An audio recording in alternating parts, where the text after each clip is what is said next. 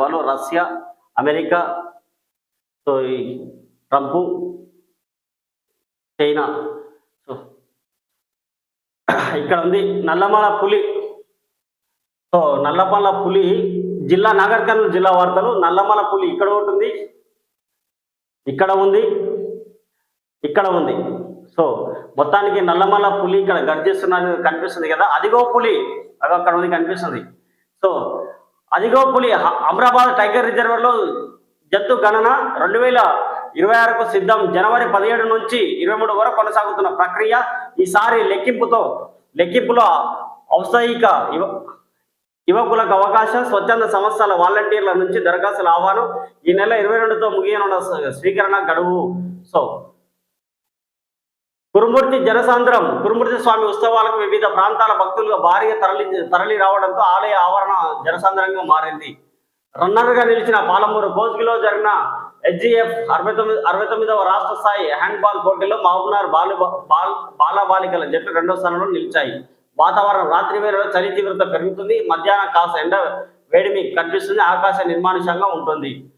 ప్రణాళికాబద్ధంగా తరగతులు నిర్వహించండి. తెలంగాణ సార్వత్రిక విద్యా పీఠం ఆధ్వర్యంలో నిర్వహిస్తున్న ఓపెన్ స్కూల్లో 10వ తరగతి ఇంటర్మీడియట్ తరగతులను ప్రణాళికాబద్ధంగా కొనసాగించాలని రాష్ట్ర open school society Jain director Somireddy అన్నారు. ఈ వార్త మనం రాష్ట్రం చూడవచ్చు.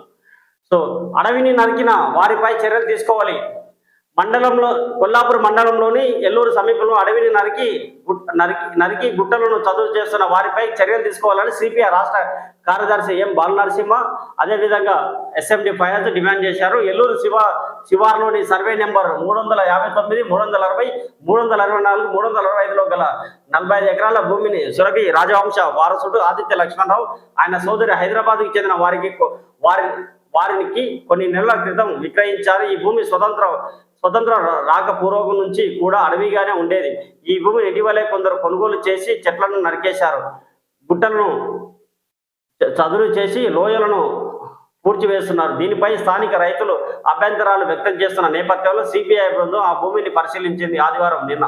పరిశీలించింది. అనంతరం సిపిఐ రాష్ట్ర కార్యదర్శి బాలనరసింహతో పాటు జిల్లా కార్యదర్శి ఎస్ఎండి ఫయాజ్ విలేకరులతో మాట్లాడారు. 1995 వరకు సర్కారు ఈనంగా రికార్డులో నమోదైన భూమి ఆ తర్వాతి కాలంలో సురభి రాజవంశస్థుల పేరిట పట్టా భూమిగా ఎలా మారిందో అధికారులు చెప్పాలన్నారు. ఫారెస్ట్ వాటా చట్టాలను తుంగలో తొక్కుతూ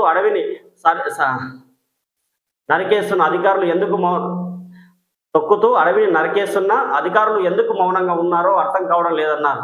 సామాన్యులు ఎక్కడైనా కొన్ని చెట్లు నరికితే కేసులు పెట్టి అడవి అధికారులు